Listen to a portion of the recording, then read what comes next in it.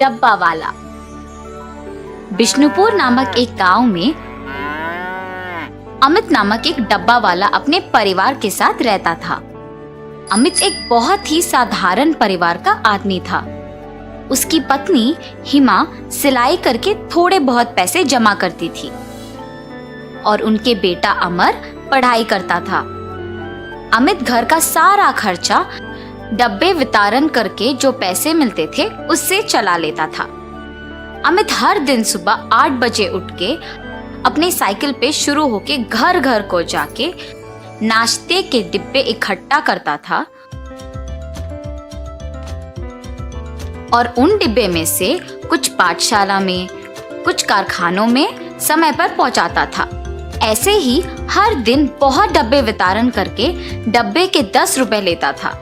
आए हुए पैसों के साथ अपने बेटे को एक अच्छे स्कूल में पढ़ाता था।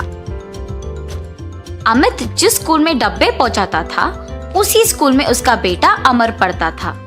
उसके पिता का हर दिन ऐसे धूप और बारिश में साइकिल चलाना, पसीने में मेहनत करना अमर को बहुत दुख देता था। ऐसे जब एक दिन अमित घर पे था तो अमर ने समय देखकर, पिताजी मुझे आपसे बात करना है। हाँ बोलो बेटा, कैसे पढ़ रहे हो तुम? मैं अच्छा पढ़ रहा हूँ पापा, आपसे कुछ बात करना चाहता हूँ।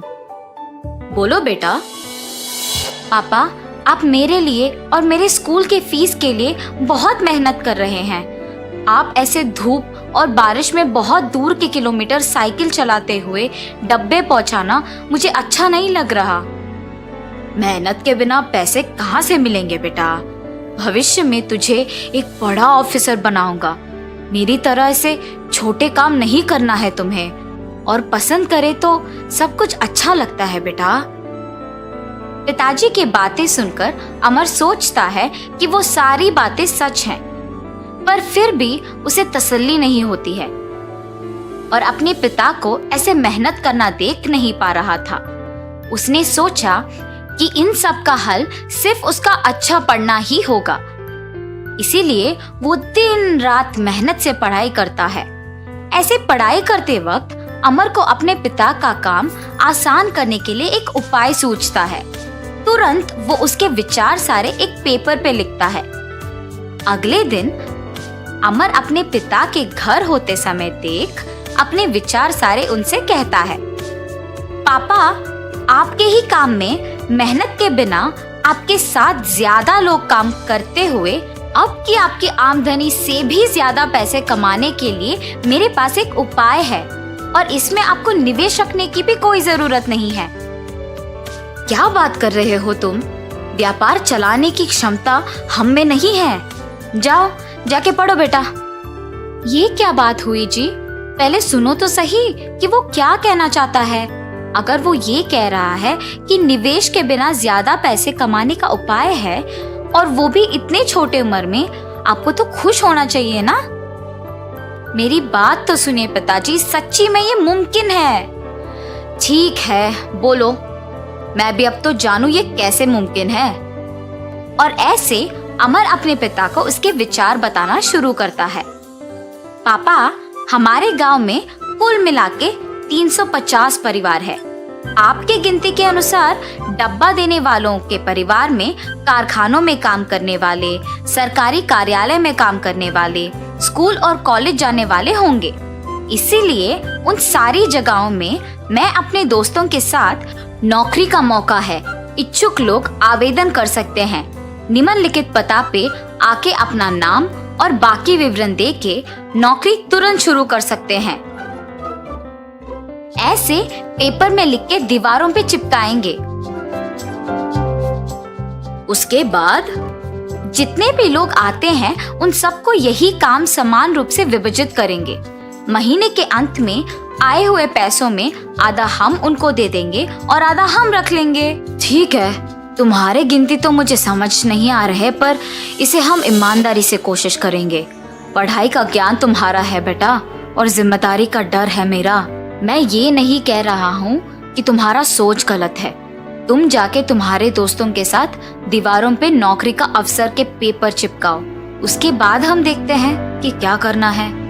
ऐसे कहकर अमित वहां से चला जाता है। अपने पिता का दिया हुआ अवसर देख अमर अपने दोस्तों के साथ स्कूल, सरकारी कार्यालय, कारखाने, कॉलेज जैसे जगहों के बाहर उन पत्रिकों को चिपकाता है। और इतना ही नहीं, वहां पे लोगों को भी उसने बताया कि उसके पिता ने एक नया व्यापार शुरू किया और उसमें नौकरी का अवसर है। सभी को अमित के व्यक्तित्व के बारे में सालों से पता है, क्योंकि वे डब्बा वाले की तरह सालों से काम कर रहे हैं। तो इसीलिए गांव के लोग उसके पास काम करने के लिए सहमत होते हैं। नौकरी के बारे में विज्ञापन करने के कुछ ही दिनों में 60 लोग अमित के घर नौकरी के लिए आते हैं। आए हुए 60 लोगों को 5 अलग अलग भाग के जगहों के लिए विभाजन करते हैं। 12 लोग कारखानों के लिए, 12 सरकारी कार्यालय के लिए, 24 लोग स्कूल और कॉलेज के लिए और 12 को बाकी जगहों के लिए विभाजन करते हैं। इन सबको डब्बे इकट्ठा करके उन्हें उनके जगहों पे पहुंचाना था और सब काम पे लग जाते हैं उनके साइकिल पे। पहले महीने बाद डब्बा बेचने वाले परिवार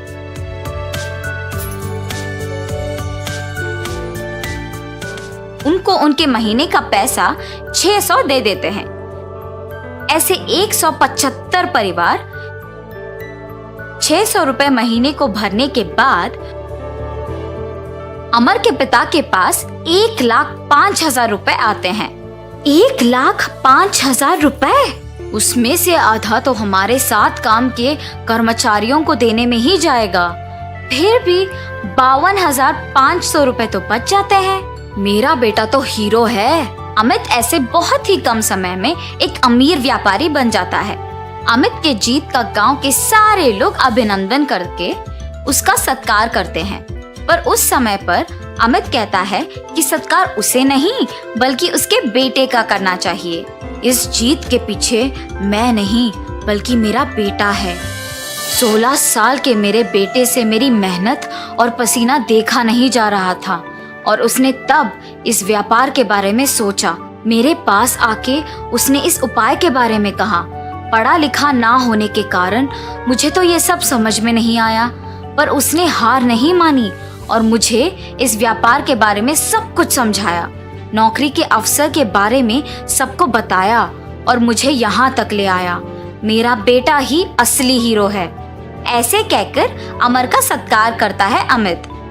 तो इस कहानी का नैतिक अच्छे विचार सोचने के लिए उम्र की कोई जरूरत नहीं होती है। अगर अपने मन में कुछ ठान ले और कृषि करे तो सफलता जरूर मिलेगी।